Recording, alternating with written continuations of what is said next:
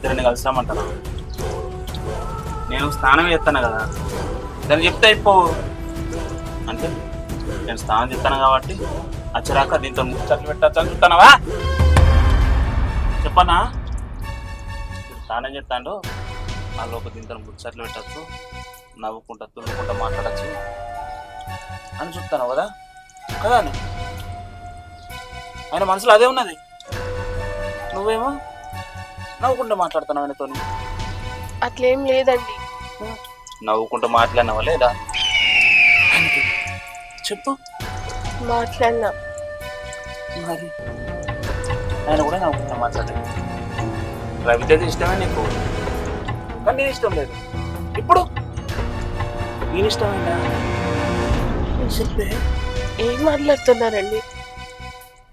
ఏం మాట్లాడతానంటాను? ఇంకా చూసిందే మాట్లాడతానా?